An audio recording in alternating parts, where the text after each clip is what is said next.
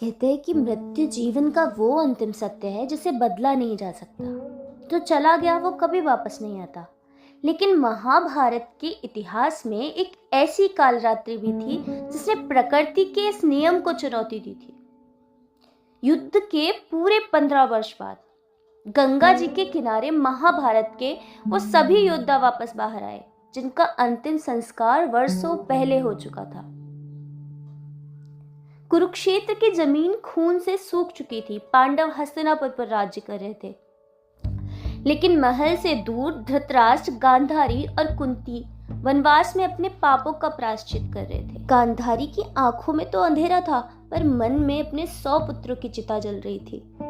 कुंती का हृदय कर्ण के लिए तड़प रहा था कि अंतिम समय में मैंने एक बार अपने बेटे को गले भी नहीं लगा पाया। और उनके इस पुत्र शोक को देखकर महर्षि वेदव्यास को बहुत दुख हुआ। उनका दिल पसीज गया।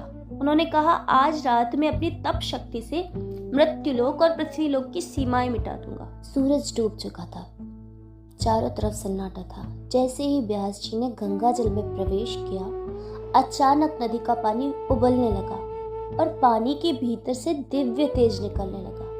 और देखते ही देखते भीष्म पितामह, गुरु द्रोण, दानवीर कर्ण, अभिमन्यु और घटोत्कच सहित वो सभी वीर योद्धा सशरीर प्रकट हो गए। लेकिन उनके साथ वो व्यक्ति भी खड़ा था जिसे देखकर पांडव स्तब्ध रह गए। वहां दुर्योधन और शकुनी भी खड़े थे, लेकिन उनके शरीर पर घाव नहीं थे, ना आंखों में नफरत। और शास्त्रों के अनुसार वीर गति पाने के बाद हर योद्धा द्वेष मुक्त हो जाता है। और उस रात दुर्योधन ने पांडवों को गले लगाया, कर्ण ने कुंती के चरण स्पर्श किए। मृत्यु ने उनकी शत्रुता को हमेशा के लिए खत्म कर दिया था। और ये कोई काल्पनिक कथा नहीं है।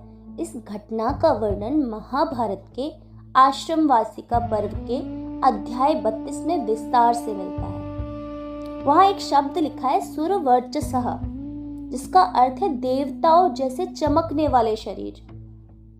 वो मांस और हड्डियों के ढांचे नहीं थे, बल्कि दिव्य आत्माएं थी। और वो मिलन केवल एक रात का था। जैसे ही सुबह हुई, वो सभी आत्माएं वापस गंगा में विलीन हो गई और पीछे रह गई तो बस शांति। गांधारी और कुंती का दुख उस रात हमेशा के लिए मिट गया। और सही कहा है, शरीर मरता है, संबंध नहीं। क्या आपको लगता है कि दुर्योधन का स्वर्ग मिलना उचित था? अपनी राय कमेंट में जरूर लिखें।